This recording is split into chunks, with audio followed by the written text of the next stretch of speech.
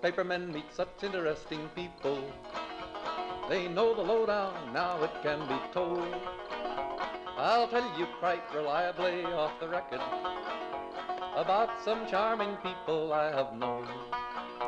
For I meet politicians and grafters by the score, killers plain and fancy, it's really quite a bore. Oh, newspapermen meet such interesting people.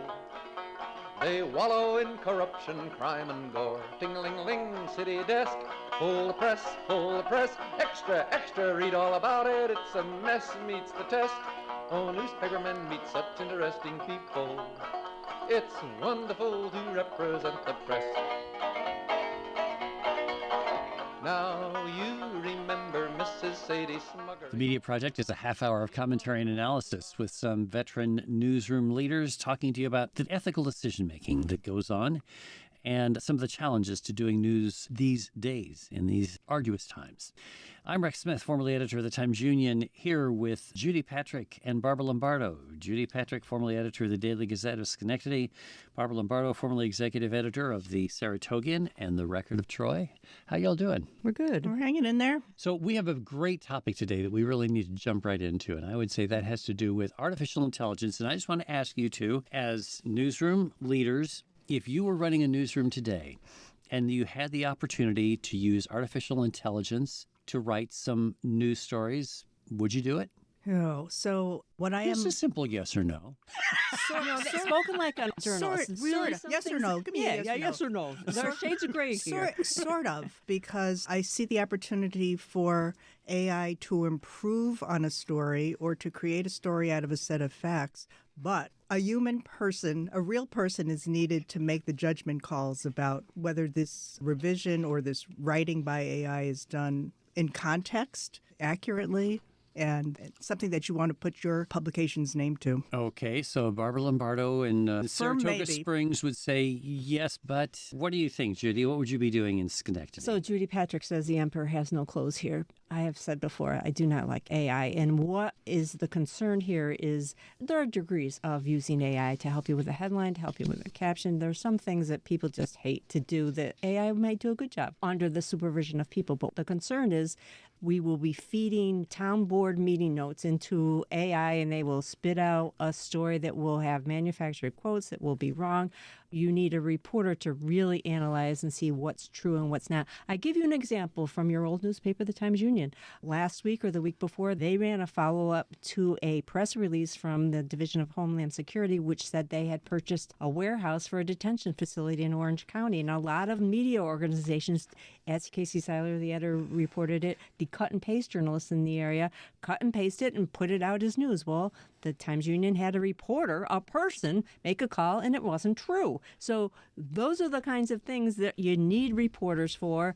And AI feeding stuff, press releases from politicians, press releases from businesses, this is not going to cut it unless you want to live in a press release world. There you go. So that is a more negative approach. Let me give you more negative. It's pretty negative. Yeah. Well, let me give you a different argument, though. If you live in a small rural community where there is no news coverage anymore, you have a regional organization, a news organization that still is there and says, if you've been abandoned, would you rather have coverage that is worked by AI and then revised and reviewed by an editor, or would you rather have nothing at all? B. And here's why. B. Yeah. When you have something that's just taken by AI, and what you really ought to be doing instead is linking your publication to the minutes of the meetings of those entities so that people can read through them and see what has happened. What the government reports has happened. Yes, right, I agree with that. Right, because just having AI, quote-unquote, read the minutes and write a report based on it, the machine does not know, first of all, what was told truthfully or what wasn't said truthfully, the context of what it was said in, the background that would make something important or not important. It doesn't know how to decide what the news is and how to present it. Yeah, AI gives it a patina of credibility that I think that it shouldn't have. When I was a reporter, I always thought of my job as gathering the news and then writing the news. And I would ask people, what do you like more, the writing or the gathering the news? Because writing is hard. It's hard because it takes a brain power to do. One of the suggestions in the modern AI journalistic community is to have reporters' notes fed into AI and generate a story. Any reporter I know, their notes are illegible. They make no sense. It's only the reporter that understands what the notes mean, unless we sort of have a form where we fill out and maybe do it that way. It's just like, that's not going to work. Well, here's an interesting point. And our producer, Dave Gastina, last week sent around to us a very important essay that's been read 25 million times on the future of AI, written by a high-level AI engineer who's saying, folks, this is coming faster than you're thinking. And I believe that the advances in AI are going to be so strong in the months to come that what we're thinking of as what AI is doing is not likely what it is going to be able to do in just a very few months, because the large language models really are trained in part on deep, serious media archives, probably doing a better job of looking at the context of what's going on than what a young reporter is doing in a newsroom. A cub reporter just coming in is going to be saying, well, I can write this thing, and we'll miss a lot of the nuance that I think AI might bring to it. I'm not saying that AI ought to be unleashed willy-nilly in our newsrooms, but it does seem to me that the use of it, especially going forward, is going to be essential if we're going to keep covering things as news organizations contract. Can I use a couple of examples from my journalism class at UAlbany? There was one student who interviewed a classmate for a Valentine's Day story, your feelings about Valentine's Day. And we took basically the raw copy of the recap of the conversation and then fed it into AI and asked it to turn this into a news feature type of story, see what we get. And we got a very readable, friendly story incorporating the information that was in the interview. Unfortunately, it also made up quotes. Oh. And if a reporter or a student merely asked AI to do this and turned it in, would the professor have known? Would the student have ever learned? How do you use this as a learning tool to say, here's ways that AI is presenting a story in a way that you can learn how to tell a story, how to incorporate quotes, but you can't make up information. When I asked AI then next to do the story again, but without making anything up, and then it provided something. Right. Don't you think that you can fix these glitches, let's call them, in AI at this point? A human can try to fix those things. Hey, I asked AI to write my obit, and I put into the mechanism the fact that my name, that I was a reporter, and that I like to hike, and I got an obituary that had those basic facts, but had a lot more, that I love to hike in the morning. I was very proud of, the reporting I had done. It was Is that true? I particularly like to hike in the afternoon because it's a little warmer. In the morning, it's cold. So it added way too many adjectives, made too many assumptions. Now, I understand that it's going to advance it, but I would argue that if you live out in the rural area with no local newspaper, you still need basic data. And there's no basic data from small podunk little towns that AI can grab onto and generate these, wonderful accountability stories, because that database, it may be there for New York City, for Syracuse, for Burlington, Vermont, but it's not going to be there for Greenwich, New York. So the peg for this, now people ought to understand that peg is a term we use in journalism to see, here's what we're hanging this story on. This is why we're talking about this right now. Outdated. Like a news hook. A news hook, exactly. So the peg for this is that the editor of Cleveland.com, the Cleveland Plain Dealer, Chris Quinn is his name, has decided in his newsroom that they're going to do this, that they are going to free up people in the newsroom of Cleveland.com to write stories for a handful of local communities so that he can free up reporters to do more coverage. So think about this. If you had, let's say that you're the editor of Syracuse.com, which is a regional outlet. We used to call it the Syracuse Post-Standard.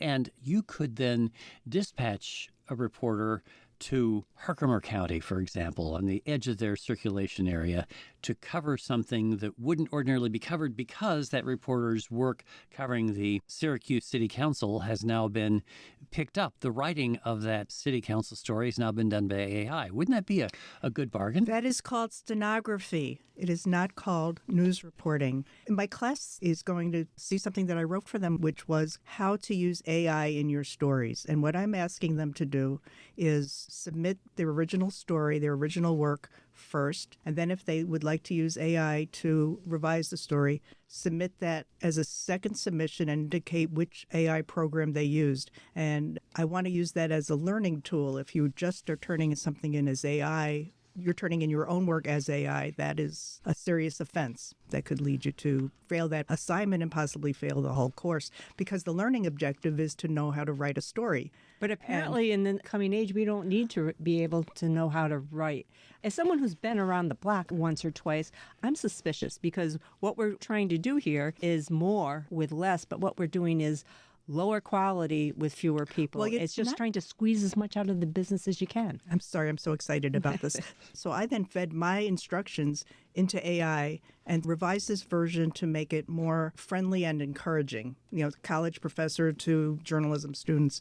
And it, in a fraction of a second, succeeded at doing that. My thing is pretty cut and dry. I think I'm being nice, but it was in a more encouraging tone, kind of like she likes walking in the morning, But it caught the essence of it and it presented it in a very nice way. Now I'm presenting it both versions to my students, and we'll see, how they assess mine and AI's. I agree with your criticism that what I'm describing out there about the town boards is stenography. And I've made this argument for years, in this program, that just getting the facts straight is the basic hack minimum. That is not what real journalism is. Great journalism begins when you bring the full humanity to it. But let's consider this. Journalism has moved in one direction over the past 25 years, and that is fewer people. A decline of the business models that have sustained journalism for years, and the result is that 75% of the journalists who were at work in 2005, in 2025, those jobs were eliminated. 75% fewer journalists as a percentage of the overall population. So as that happens, we're going to have to find some way to restore journalism to communities where there is none anymore. And if we don't begin to experiment with artificial intelligence now, I just don't think we're going to have a way forward. Oh, boy. I agree with experimenting, but I think, this enthusiasm cheerleading for AI, it's having an impact on the freelance market at this point. People are generating AI graphics and AR illustrations, so those people are out of business. And then people in media companies that rely on freelance articles, they get content now. They don't know whether it's been AI generated or not. And a couple of major publications have been fooled already. And when you say you're going to experiment, are you experimenting to see if it increases your readership, or are you experimenting to see whether you're providing accurate news? Where there's a place for AI for journalists is getting help, maybe asking questions. I'm going to be interviewing such and such for a story. That's a good idea. Can you suggest some questions that I should ask? What about the notion I used to work in a big newsroom with hundreds of people where there were rewrite specialists. And maybe you had those in your newsrooms too, people who were really good writers, but they didn't go out and get stories. And so you would be out on the street getting a story, and you would actually call in to the rewrite desk, or else you would come in and stand there and feed your notes to rewrite, and they would write beautifully. A guy named Bob McFadden at the New York Times won a Pulitzer Prize for rewrite. And so the question is, couldn't AI be your rewrite? Wouldn't that actually free up some resources if a reporter feeds the notes in and lets AI do the writing? Depends on what AI is doing with the information. So some of it is how good AI is, quote unquote good, and how good the instructions to AI are. Under the rewrite model, you had a lot of reporters, and especially calling in rewrites on a breaking news story that had to be turned over very quickly and put on the press. Now what we're talking about is having very few real people feeding the AI rewrite guy. I agree that sometimes especially if you do a search and replace for all the adjectives, AI can be pretty good because they just Get rid of the adjectives. It just loves adjectives Oh, and adverbs. No. Oh my Lord! I almost think we should have a challenge where we have to say if something's AI or not AI, and see how good we are at determining what has been produced by a machine and what has been produced by a person. There are tests like that. Well, 10 years ago or so, I was using, when AI was first coming out, the New York Times did a story, was this by AI or by a person? And they had example of two sports leads that maybe a novice reporter would write for a sports story and an AI-generated lead.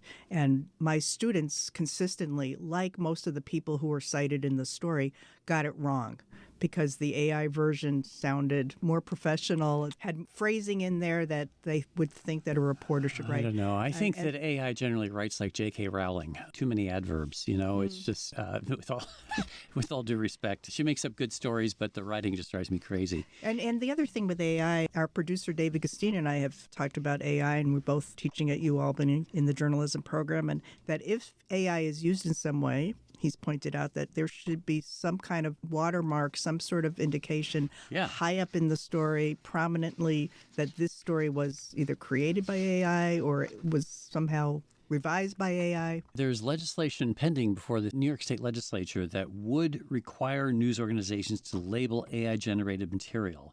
I'm not sure if that's going to pass constitutional muster. Thing? I can't imagine. Don't you tell me what to do, government. But a good idea. But it's a good idea. As long as we're talking about transparency and being upfront with the reader, what about that Atlantic article? It's an excellent way to move to that. By the way, folks, if you have thoughts on this, media@wamc.org. And you can have AI help to you can have AI. massage your post.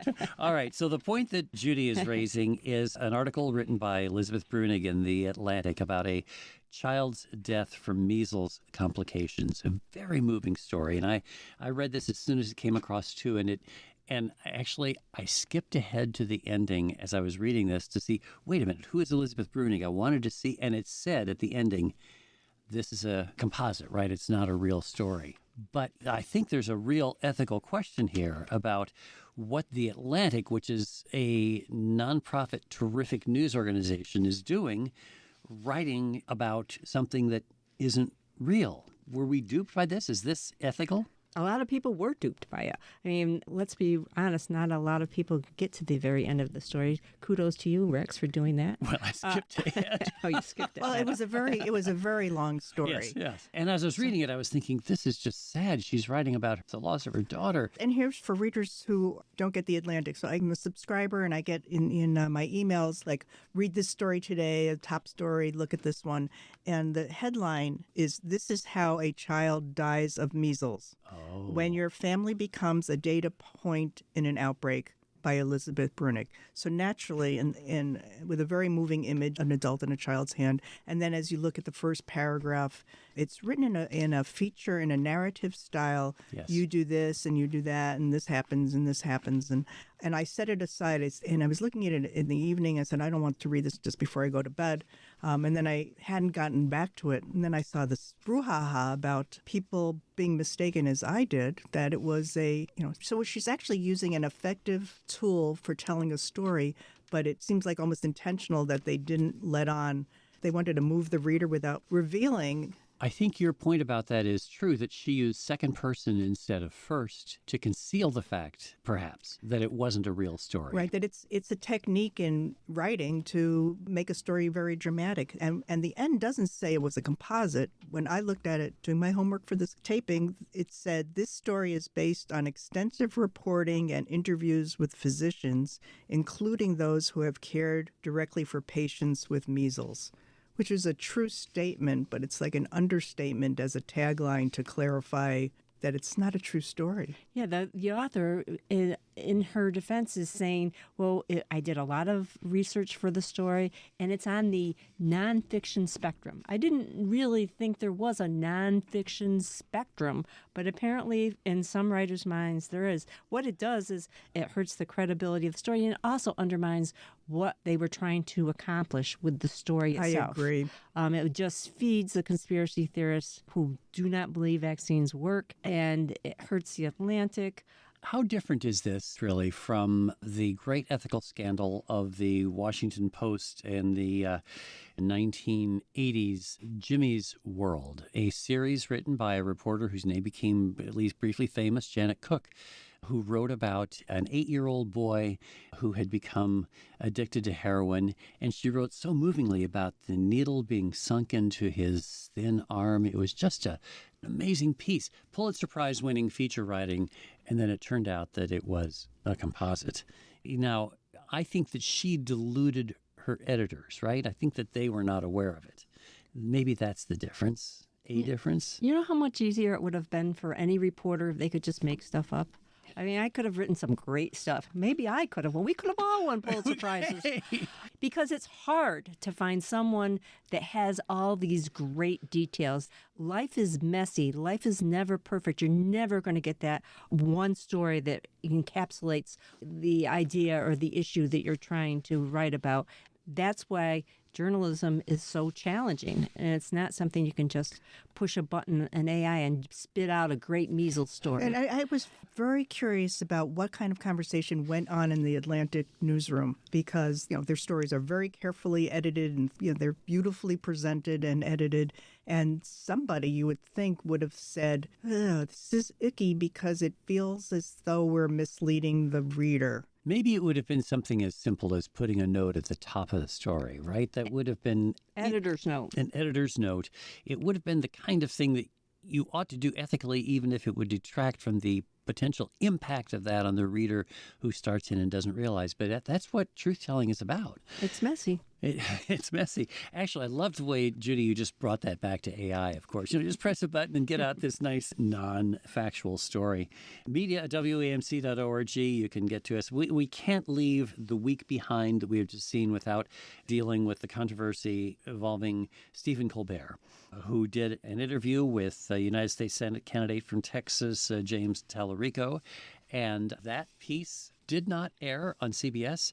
Colbert says that he was told by lawyers for CBS that he couldn't do it.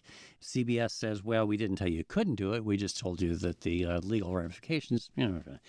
Anyway, are we looking at a time when something that is at all controversial to the President of the United States is now going to be off limits for many of the national news media?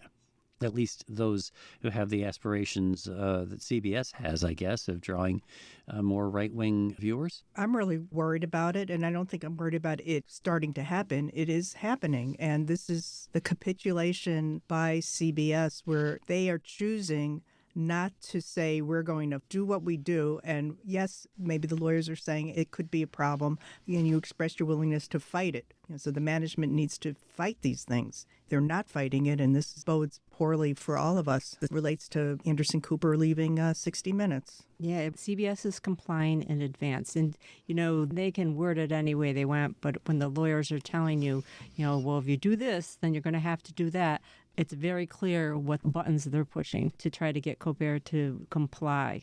Whether or not this interview with this one Democratic Senate candidate was going to be crucial. I mean, he's in a primary. Should he have given Jasmine Crockett, the contender, equal time? It's this whole notion of equal time and forcing it that, the FCC for decades stayed out of this business, but they are putting their big fat thumb on it once again. The other thing is that this only applies to the network stations and does not apply to streaming and to cable. And what network. about talk radio? If the FCC is going to do this, they seem to be getting a special exemption. Oh, do they? Isn't that something? You remember back in the 1980s when Rush Limbaugh was the king of talk radio, he used to rant about the fairness doctrine, somewhat like the equal time provision.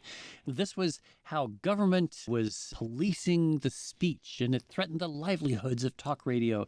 And Sean Hannity was one of the people who was attacking that. I think it is worth noting, it's been pointed out that when this went down with CBS and Colbert last week, Sean Hannity did not mention it on his program. You didn't hear about this on Fox News, folks. Isn't that shocking? Because it's now the right-wing government of the United States that is attempting to censor speech, who was supposed to be the free speech president, Donald Trump said when he was campaigning for office. So we only have a few more months of Colbert left. I mean, his contract ends in May, and they're not going to have him on the air any longer. So enjoy his show and his perspective for the next few months while you still can. Yeah. Well, we can find him on YouTube. We will. I bet you there will be more Colbert in the same way that we didn't actually lose Tucker Carlson, alas, when he left the airwaves. All right. We are out of time for the Media Project this week. A lot of stuff for you to chew on, listeners. Media at WAMC.org is how you can intersect with us. We'd love to hear from you.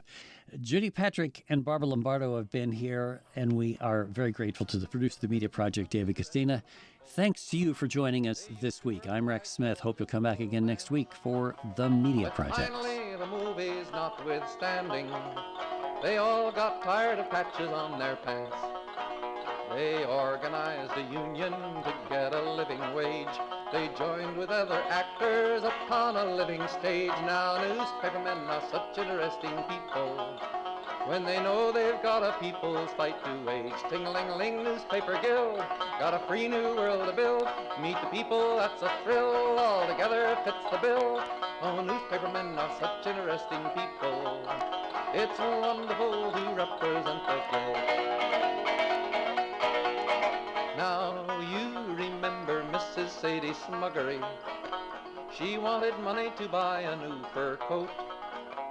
To get insurance. The Media Project is a national production of WAMC, Northeast Public Radio. This week's projectors include former Times Union editor and current Upstate American Substack columnist Rex Smith, Judy Patrick, former vice president for editorial development for the New York Press Association and former editor of the Daily Gazette, and Barbara Lombardo, adjunct professor at the University at Albany and former editor of the Saratogian. You can listen to the Media Project anytime at WAMCpodcast.org or anywhere you get your podcasts. I'm your producer, David Gastina. Thanks for listening. Could not bake a cake. Ting-a-ling, ting-a-ling, ling-a-ling-a-ling. Now newspapermen are such interesting people. They used to work like hell just for romance. But finally, the movies notwithstanding, they all got tired of patches on their pants. They organized a union to get a living wage. They joined with other actors upon a living stage. Now newspapermen are such interesting people. When they know they've got a people's fight to wage. Ting-a-ling-a-ling, newspaper guild, got a free new world to build. Meet the people, that's a thrill, all together fits the bill. Oh, newspapermen are such interesting people. It's wonderful to represent the guild. Now publishers are such interesting people. Their policy's an acrobatic thing. They claim to represent the common people. It's funny, Wall Street never has complained. Ah, but publishers have worries, for publishers must go to working folks for readers and to big shots for their dough. Now publishers are such interesting people. It could be prostitution, I don't know. Ting-a-ling-a-ling, circulation, ting-a-ling-a-ling, advertising, get those readers, get that payoff. What a headache, what a mess. Oh, publishers are such interesting people. Let's give 3 cheers for freedom of the press.